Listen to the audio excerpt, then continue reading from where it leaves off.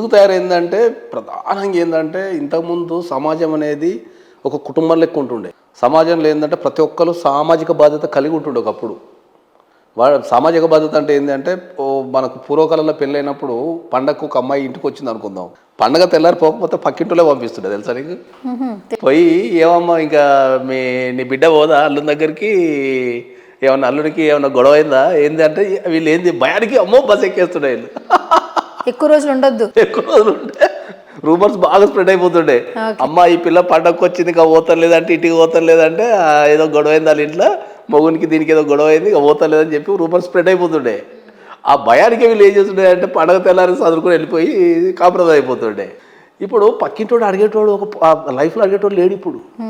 ఈ ఎట్లా తయారైందంటే ఈ పక్కన ఏమన్నా అడిగితే నాకెందుకు వచ్చిన షికాకులే అని చెప్పేసి వాడు పెళ్లి చేసుకుంటే ఏంది, పెళ్లి చేసుకోకపోతే ఏంది, వాడు కలిసి ఉంటే ఏంది, కలిసి ఉండకపోతే ఏంది అనే టైపులో నాకు వాళ్ళకి ఏం రిలేషన్ ఉంది మాట్లాడుతున్నారు తప్ప సామాజిక బాధ్యత లేదు. మనం నుంచి నాకు వచ్చేసినాం మనం అనేది పోయింది అంత. నాది నాది నాదికి నా జీవితము, నా కెరియర్, నా ఫ్యామిలీ ఇట్లా వచ్చేసింది అంతే. ఇక సామాజిక బాధ్యత అనేది పోయింది ప్రధానంగా.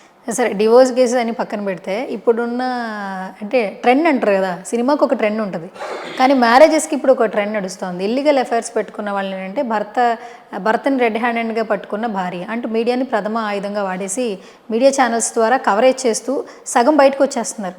ఆల్మోస్ట్ ఒక మనిషి నువ్వు వద్దు వద్దు అంటే నువ్వు కావాలని ఫైట్ చేయడం ఎంతవరకు కరెక్ట్ అంటారు? ఇప్పుడు చట్టంలో ఎక్కడా కూడా బలవంతంగా కలిసి నివసించమని చెప్పొచ్చు. ఇప్పుడు చిన్న ఎగ్జాంపుల్, రాజ్ తరుణ్ లావణ్య ఇష్యూ చూస్తున్నారా? ఆ అబ్బాయి ఏం పట్టినట్టు ఉన్నాడు, ఈవిడ మాట్లాడుతూనే ఉంది లావణ్య అన్న నా భర్త కోసం పోరాటం చేస్తున్నా. ఆ కేసు మీరు అసలు చూసారా? మాట్లాడుతూ ఉన్నారు, సెక్షన్లు చెప్తున్నారు, మీకేం అర్థమైంది యాజ్ అన్ అడ్వకేట్గా? అది క్రిమినల్ కేసులు పెట్టారు నాకు తెలిసి. అంటే నేను కూడా మీడియాలో చూసిందే, ఎందుకంటే నాకు ఆ కేసుకి నాకు పెద్ద సంబంధం ఏం లేదు. నేను గోయింగ్ త్రూ మీడియా చూసిందే కాబట్టి. ఇప్పుడు ఆ కేసు పరంగా వచ్చినప్పుడు ఏమైతుంది అంటే ఇప్పుడు నాకు తెలిసినంత వరకు అయితే 2 కాంట్రవర్సీలు ఉన్నాయి దాంట్లో. ఒకటి, మేము 11 సంవత్సరాలు లివింగ్ రిలేషన్షిప్లో ఉన్నది ఒక వర్షన్ ఉంది, రెండోది వచ్చేసి మనకు పెళ్లి చేసుకున్నా అనేది 2వ వర్షన్. ఓకే, ఇప్పుడు లివ్ ఇన్ రిలేషన్లు ఉంటే సెక్షన్స్ వేరే ఉంటాయి, పెళ్లి చేసుకుంటే సెక్షన్స్ వేరే. ఇప్పుడు నాకు తెలిసినంత మాత్రము పెళ్లి చేసుకుంటే దాంట్లో ఇప్పుడు ఆమె కనుక నిజంగా పెళ్ళి అయి ఉండి ఆయన భార్య కింద కనుక ఉండుంటే అక్కడ 498 కానీ ఇతర సెక్షన్స్ అబార్షన్ తీపించినందుకు కానీ, మరి అబార్షన్ జరిగిందా లేదా మనకు తెలియదు, అంతా మనం మీడియా కథనాల మీదే మాట్లాడుతున్నాం. సో అబార్షన్ జరిగినందుకు ఫోర్సబుల్ అబార్షన్, దీంట్లో మళ్ళీ ట్విస్ట్ ఇందులో అబార్షన్ ఎప్పుడు జరిగింది అనేది ఒక విషయం ఉంది. ఎందుకంటే సుప్రీంకోర్టు గైడ్లైన్స్ ఉన్నాయి, unmarried women can also go to the hospital can do the abortion అని చెప్పేసి. ఇప్పుడు వాలంటరీ అబార్షన్కి మనకు ప్రొవిజన్ ఉంది.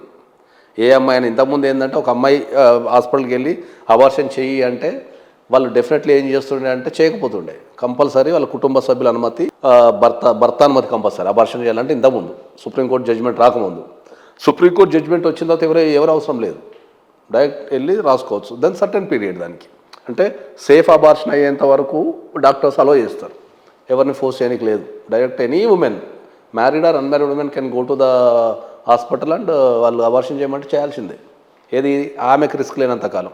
దానికి ఏమో పీరియడ్స్ ఉంటాయి కదా మనకు జనరల్గా 20 వీక్స్ వరకు అనుకుంటా, అప్ టు 20 వీక్స్ వరకు, 22, 23 వరకు they can the doctors without anybody's permission they can do. దానికంటే పైన కనుక అబార్షన్ చేయాలంటే కోర్టు పర్మిషన్ తీసుకోవాలి కంపల్సరీ. ఆ రీజన్ చెప్తూ కోర్టు పర్మిషన్ తీసుకోవాలా. కొన్ని సందర్భాల్లో కోర్టు పర్మిషన్ ఇస్తుంది, కొన్ని సందర్భాలు ఇవ్వదు. సో ఒకవేళ పెళ్ళి అబార్షన్కి సంబంధించి వేరే ఉంది.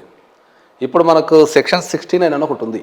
ఇప్పుడు మనకు బిఎన్ఎస్లో వచ్చింది కొత్త, ఇప్పుడు మనకు ఐపీసీ రీప్లేస్ చేసి ఇప్పుడు బిఎన్ఎస్ వచ్చింది కదా. సెక్షన్ 69 ఏం చెప్తుంది అంటే ఏంటంటే, అది ఎట్లా డిఫైన్ చేసిందో లేకపోతే ఫ్యూచర్లో దానిపైన ఏం జరుగుతుందో తెలియదు కానీ, నువ్వు ఏదన్నా ఒక అమ్మాయిని పెళ్లి చేసుకుంటా అని చెప్పి సెక్సువల్ ఇంటర్ కోర్స్ పాల్గొంటే నీకు 10 years జైలు శిక్ష. సింపుల్ అది డెఫినేషన్. ఇంకా నువ్వు ఏదన్నా ఒక అమ్మాయిని పెళ్లి చేసుకుంటా అని చెప్పి ఆమె సమ్మతితోని నువ్వు కనుక సెక్షువల్ ఇంటర్ కోర్స్లో పాల్గొంటే 10 years జైలు శిక్ష. ఇది చట్టం చెప్తుంది. ఇది ప్రాక్టికల్కి వచ్చేరకు అసంభవం. మీకు ఇప్పుడున్న జనరేషన్కి సెక్షన్ చాలా అసంభవం. ఎందుకు అసంభవం ఉంటుందంటే, రిలేషన్షిప్ ఎంటర్ అయ్యేటప్పుడు అందరికీ బ్యూటిఫుల్గా ఉంటుంది, ప్రామిసులు చేసుకుంటారు, అన్నీ చేసుకుంటారు. ఎండింగ్కి వచ్చేరకు ఉండదు, పెళ్లి చేసుకోకపోవచ్చు. సో ఆ ఒక పెళ్లి చేసుకుంటా అని ఒక మాట మీద 10 సంవత్సరాల జైలు శిక్ష అనేది ప్రాక్టికల్గా ఎంతవరకు వర్కౌట్ అయింది అనేది దాన్ని ఆలోచించాల్సిన విషయం. ఓన్లీ పెళ్లి చేసుకుంటా అని చెప్పి సో ఇక్కడ ఇక ఇప్పటి నుంచి ఎవరైనా రిలేషన్షిప్ మెయింటైన్ చేయాలంటే ఇక వాడు డైరెక్ట్గా పెళ్లి చేసుకుంటా చెప్పొద్దు అన్నట్టు ఇంకా ఇంతకుముందు చాలా ఇంటర్వ్యూలో చెప్పినట్టు ఏంటంటే సిచ్యువేషన్షిప్ ఉంది కదా ఇక దాంట్లోకి వెళ్ళిపోతారు సర్టన్ పీరియడ్ ఒక 6 months 1 year 2 years ఇక ఓపెన్గా మాట్లాడుకొని అది ఇంకా ఎంకరేజ్ చేసినట్టే 69 ఎంకరేజ్ చేసినట్టే దీన్ని. ఇప్పుడు ఈ అమ్మాయి నేను పోరాటం చేస్తా అంటుంది. చట్టపరంగా ఎటువంటి పోరాటం న్యాయం జరుగుద్ది అంటారు అసలు ఏంటి?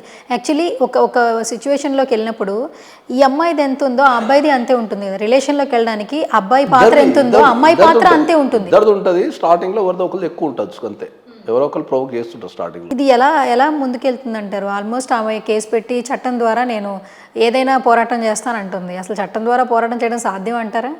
డెఫినెట్లీ సాధ్యమే. కోర్టు అన్ని పరిశీలించి శిక్షించే అవకాశం ఉంటుంది కానీ శిక్ష వద్దంటుందిగా, నాకు నా భర్త కావాలంటుంది. మరి ఆ అబ్బాయి వద్దు అంటున్నాడు. ఇప్పుడు మీకు అందరికీ ఇప్పుడు దీని ముఖంగా చెప్పేది ఏంటంటే ఒకప్పుడు మనం చిన్నప్పుడు ఒక మర్డర్ కేసు చూడాలంటే రేరెస్ట్ ఉంటుండే. ఏదో పెద్ద కక్షలు, కొన్ని 100 కోట్ల ఆస్తులు, లేకపోతే రాజకీయంగా పెద్ద ఉన్న వాళ్ళనే మర్డర్ చేస్తుండే. ఇప్పుడు అదే మర్డర్ ఏమైపోయింది, ప్రతి కుటుంబంలోకి వచ్చేసింది. మనం ప్రతిరోజు పేపర్ చూస్తే భర్తను చంపిన భార్యనో, భార్యను చంపిన భర్తనో, లేకపోతే ప్రియుడిని చంపిన భర్త అనేది మొత్తం ఈ ఎఫ్ఐఆర్స్ వల్ల మర్డర్ అనేది కామన్.